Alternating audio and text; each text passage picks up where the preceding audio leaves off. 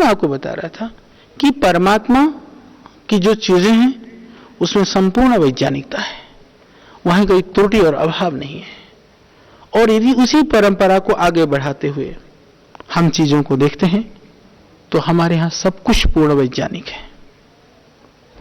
पर सब कुछ होने के बाद में भी हमने सबको भुला करके एक तरह से हम शून्य में अपने आप को कहीं हमें स्थापित कर रहे हैं। फिर उसके बाद हम ढूंढते हमारे पास तो कुछ नहीं है, और एक षड्यंत्रपूर्ण ढंग से जो हमारे पूर्वजों को जंगली अनपढ़ की श्रेणी में डालने का प्रयास है, उस प्रयास में भी हम मूक बन करके देखते रहते हैं।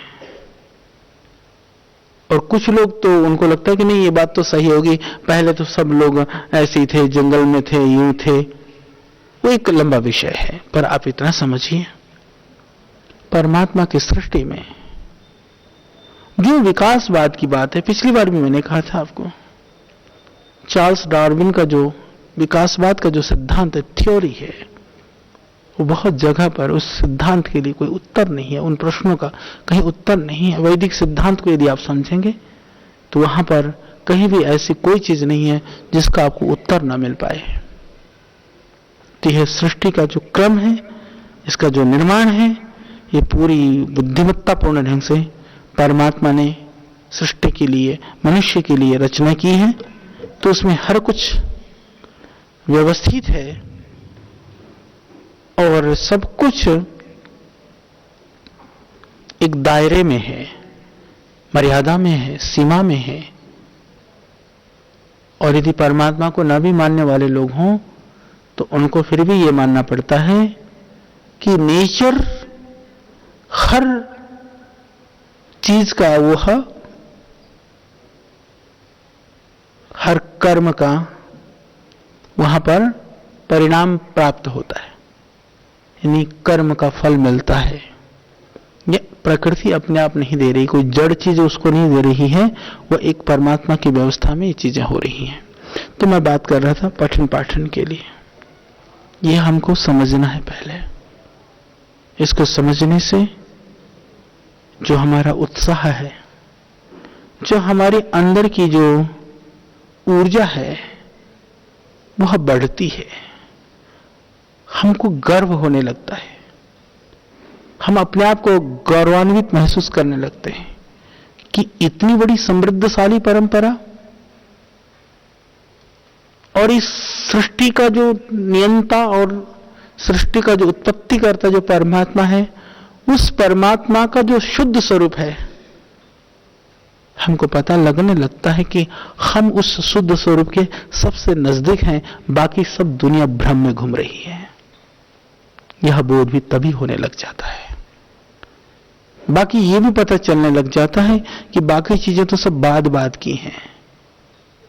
तो हमको उस मूल स्रोत में पहुंचना है। तो पठन पाठन की विधि में वर्णोच्चारण की जो प्रक्रिया है, वहां से प्रारंभ होकर के फिर सच्चिदानंद कहते हैं कि जो व्याकरण अष्टाध्यायी सूत्र आदि का पाठ और सूत्रों का ये स्मरण, उनके अर्थों का चिंतन, ज्ञान, फिर कैसे शब्द बना, यही तो वैज्ञानिकता है। संस्कृत में हर शब्द के अंदर उसका अर्थ उसमें अंदर निहित है, दुनिया में ऐसा अन्यत्र नहीं है। तो ये सब बात को समझाने के लिए ऋषिदान कहते हैं। और उसके बाद में जो है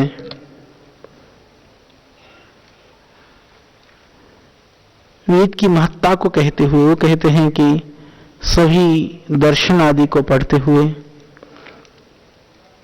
फिर ईशकेन कठ मुंडक्य मांडुक्य आदि जो 10 उपनिषद हैं, इन सब को पढ़ें। यदि हम व्याकरण आदि का हमको बोध हो जाए, जो षड दर्शन है उनका सामान्य ज्ञान हो जाए, और जो एकादश उपनिषद हैं इनका बोध हो जाए, वेदों का एक बार भी हम पारायण कर लें तो हमारे अंदर पूर्ण निर्भ्रांतता की स्थिति आ सकती है। तब जाकर के हमको पता चलता है कि शास्त्र क्या है, धर्म क्या है। दुर्भाग्य से, क्योंकि आज लोगों के पास समय नहीं है, इसीलिए कुछ लोग तो पूरी तरह से धर्म से विमुख हो गए हैं, तो कुछ लोग जो सुना देते हैं, किसी ने भागवत की कथा करनी शुरू कर दी, तो किसी ने कृष्ण की, किसी ने शिव पुराण की, तो किसी ने गरुड़ पुराण की, तो हमने उसी को धर्म का स्वरूप मान लिया। इससे धर्म की बहुत हानि हुई है, क्योंकि धर्म नास्तिक होने से एक अलग तरह की हानि होती है, और हम अपने आप को धार्मिक कह करके धर्म के जो सिद्धांत हैं उनसे विमुख होते हैं, तो उससे और भी भयानक हानि होती है। तो धर्म को जानने के लिए इन चीजों को सबको जानना चाहिए, और कम से कम स्वाध्याय तो कर ही लेना चाहिए इन ग्रंथों का। यदि आप गहराई से नहीं पढ़ सकें तो अच्छे सौभाग्यशाली आप लोग हो। श्रद्धेय स्वामी जी के पुरुषार्थ से, उनके प्रयास से आपको यह मौका मिला, और आपको लग भी रहा होगा कि यदि यह मौका नहीं मिलता तो जीवन का बहुत कुछ अधूरा ही रह जाता। और इतना ही नहीं कि कहा कि शास्त्रों को पढ़ने से भी कुछ नहीं होगा जब तक आप उन शास्त्रों के अर्थ को नहीं जानते हैं। अर्थ जानने का तात्पर्य यह है उसको आचरण में भी लाना। तो आचरण में लाने का प्रयास करने के लिए ही हम पढ़ते हैं। हमको जो पता है, इसका मतलब यह हुआ कि जो हमको पता है, हमको पता है कि यह सही है, तो वह हमको करना है। हमको पता है कि यह सही नहीं है, वह हमको नहीं करना है। सारे शास्त्रों का यही अर्थ है। एक लाइन में सारे शास्त्रों का अर्थ हमने आपको समझा दिया। कम से कम जितना पता है उतने को करते जाओ, जितना पता नहीं है उसको सीखते जाओ, यह उसका उपाय है। स्थाणुरयं भारहार किला बुद्धित्य वेदम न विजानाति यो अर्थ जहां इत्सकलम भद्रमश्नुते नाकमेति ज्ञान अभिरूत पापमा। वेद को पढ़ करके, स्वर को पाठमात्र करके अर्थ नहीं जानता, वह जैसा वो कैसा है, ऐसा वृक्ष डाली पत्ते फल फूल सब कुछ होता हुआ, और ऐसा पशु धान्य आदि का भार उठाता है, वह भार को ही उठाता है।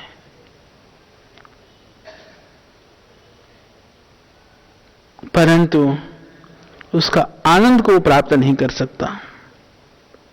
पर आनंद को वह प्राप्त कर सकता है जो पवित्र धर्माचरण करता है। इनको पढ़ करके हम चर्चा कर चुके हैं। आगम काल, स्वाध्याय काल, प्रवचन काल, व्यवहार काल। विद्या के जो 4 प्रकार हैं उनका अंतिम लक्ष्य व्यवहार काल है। जानने का अंतिम लक्ष्य है आचरण में उतारना। और ऋषि दयानंद ने इसी सत्यार्थ प्रकाश में आगे लिखा है कि सभी विद्वान नहीं हो सकते हैं, पर प्रयास करें तो सभी धर्मात्मा हो सकते हैं। पर मैं उसको उल्टे अर्थ में लेता हूं। हमको लगता है थोड़ा प्रयास करने से शब्द ज्ञान तो सभी ग्रहण कर सकते हैं, पर धर्मात्मा सभी कभी नहीं हो सकते। आप जितने बैठे हैं मैं भी बैठा हूं।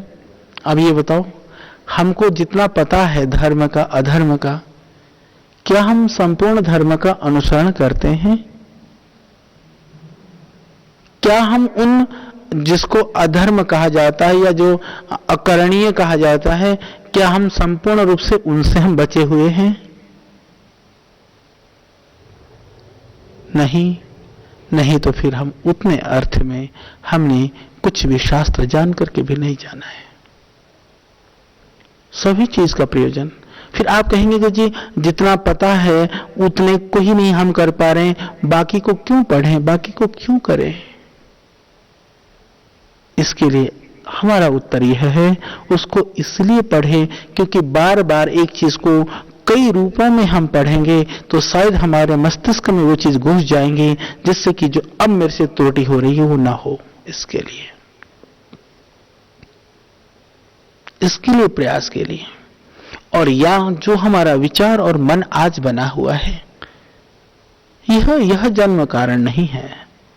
यह जन्म तो थोड़ा सा कारण है, वो तो जन्म जन्मांतर कारण है उसके लिए।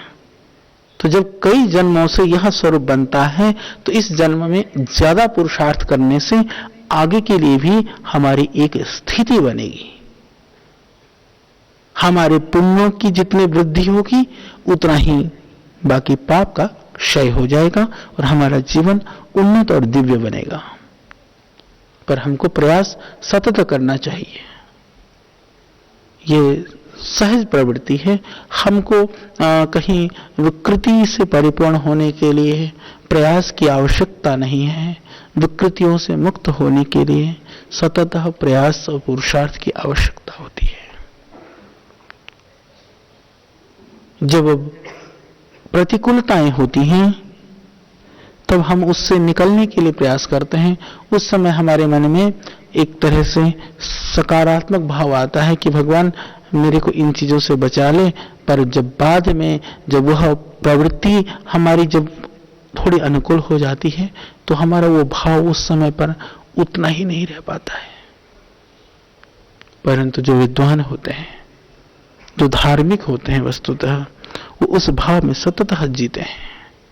जैसे एक कवि जो है, जब वो कविता लिखता है उस समय पर वह परिस्थितियां ऐसी हो, जरूरी नहीं है जैसा वो लिख रहा है, परंतु लिखते समय पर यह बहुत जरूरी है कि वह उस भाव में उतर ले, तभी वो लिख पाएगा। जितने फिल्म एक्टर्स और एक्टरनियां हैं,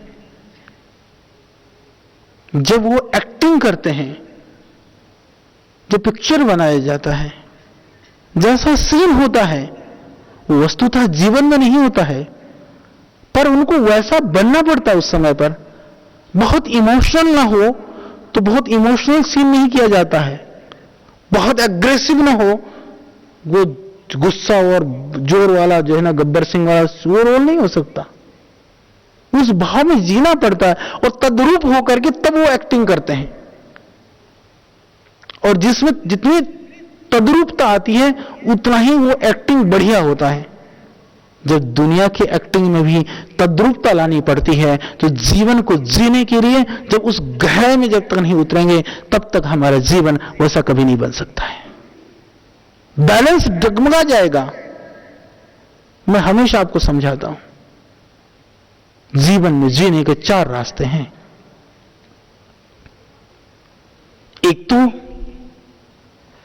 एक तो आप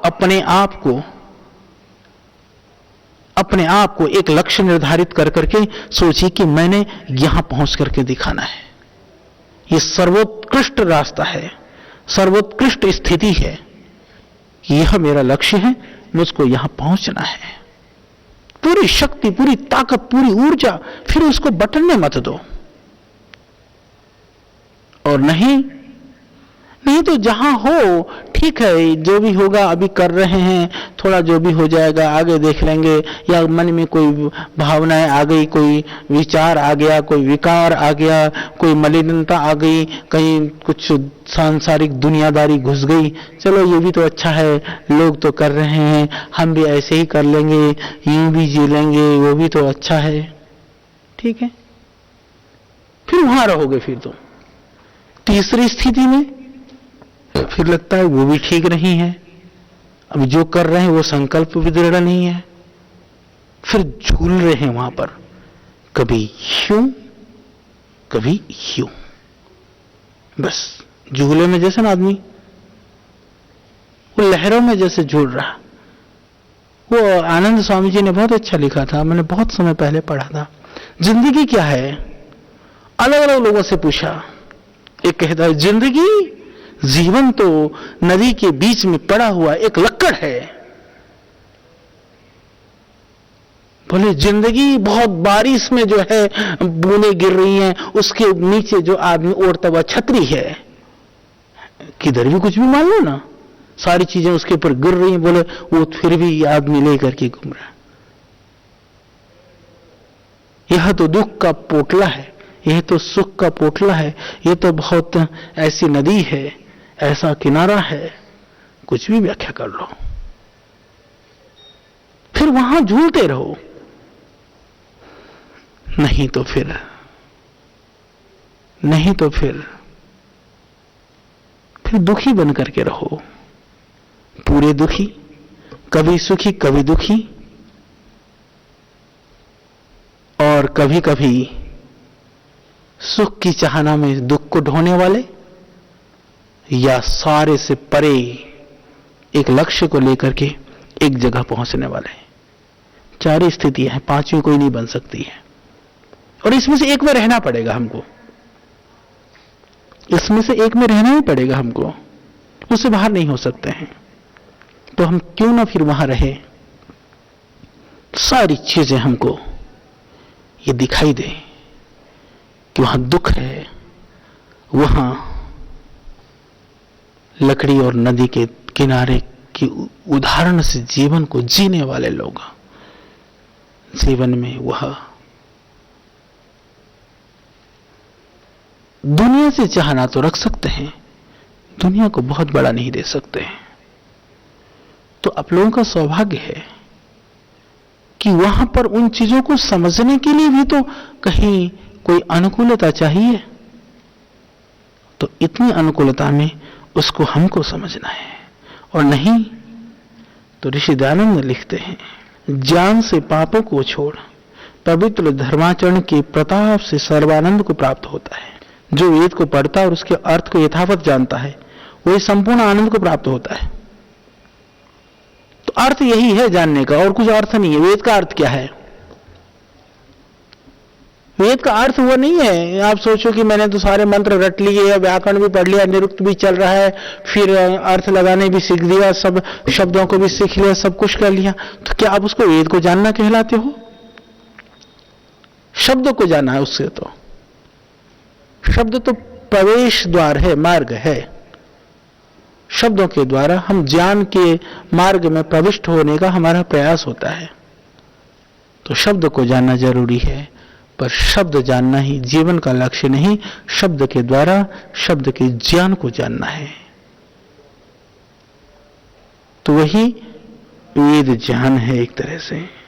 और ये भी बहुत गहरा मंत्र है। उन मंत्रों को भी जैसे आप लोग बाकी चीज याद करते हो, इनको भी याद कर सकते हैं। उतत्वः पश्यन्न ददर्शः वाचमुतत्वः शृण्वन्नः शृणुत्ते नाम उतो तस्मै तन्वं विसरसे जायेव पत्य उषति सुवासः। ये बहुत गहरी सी बात है कि अविद्वान है वो कैसे होते हैं। हम अपने आप को देख सकते हैं ना, ये जो बहुत गहरा अर्थ है। जो अविद्वान हैं वो सुनते हुए नहीं सुनते, देखते हुए नहीं देखते, बोलते हुए नहीं बोलते हैं। अर्थात अविद्वान लोग इस विद्या वाणी के रहस्य को नहीं जान सकते, सुनते हुए नहीं सुनते। इसका अर्थ क्या हुआ? भाई हम सुनते तो बहुत कुछ हैं सुबह से शाम तक, जितना हमारे अंदर उतर गया वही हमने सुना, जो नहीं उतरा उसको हमने नहीं सुना। जितना प्रतिशत उतरा उतने हम विद्वान, जितना नहीं उतरा उतने हम अविद्वान। सीधी सी बात है कि अविद्वान वह हैं जिनके अंदर कम उतरता है, विद्वान वह हैं जिनके अंदर सब कुछ उतर जाता है। सीधे शब्दों में तो आप सोचो, दिन भर कितना आपको मिलता है, उसमें से आपके अंदर कितना उतरता है। जिसका जितना जितना उतरता है ना, उतना उतना वो विद्वान है। जिसका नहीं उतरता, किसी किसी का तो अंदर जाकर के उल्टा हो जाता है और वो रिएक्ट करता है। कभी किसी पदार्थ के अंदर दूसरे पदार्थ के संयोग से और कुछ हो जाता है ना, होता कुछ है, शब्द तो बहुत अच्छा होता है, अंदर जाने के बाद में अच्छा, वो तो और भी खतरनाक काम है। वो तो मेरे को लगता है तो वो तो अविद्वान की श्रेणी से भी कोई आगे की श्रेणी है, वो कोई खतरनाक श्रेणी है। वो पहले होता नहीं होगा प्राचीन काल में, इसलिए उसकी बात इसमें नहीं की गई है। आज एक श्रेणी और बनानी पड़ेगी। हाँ, बात होती भी नहीं है। अच्छा, तूने ये बोला, इसका मतलब ये होगा, यानी बोला नहीं किसी ने, हमने मान लिया कि उसने यह बोला है। पर हम ऐसा भी तो कह सकते हैं तब कि तुमने यह बोला भाई साहब, इसका अर्थ शायद ये तो होगा ना। कभी तुम सोच कर देखना, कभी किसी ने बोला, हमको नेगेटिव अर्थ में लेना हो तो हम ज्यादा ध्यान से नकारात्मक अर्थ में ज्यादा रुचि रखते हैं। किसी ने कुछ हल्का सा बोला होगा, सकारात्मक रूप से सोच करके हमने उसकी प्रशंसा करी हो, ये बहुत मुश्किल से होता है, दुनिया में नहीं होता है। क्योंकि अविद्वान बनने के लिए कोई प्रयास थोड़ी करना पड़ता है, वो तो सहज है। विद्वान बनने के लिए प्रयास करना पड़ता है। इसीलिए लोग कुछ कहते हैं हमको सकारात्मक हम अर्थ लगा लें, ये तो विद्वान होने के बाद में संभव है। हमारी सहज प्रवृत्ति तो उल्टा ही अर्थ लगाना है, तो ये बहुत कठिन काम है। इसी तरह से कहा कि देखते हुए नहीं देखते, देखते हुए ना देखना क्या है।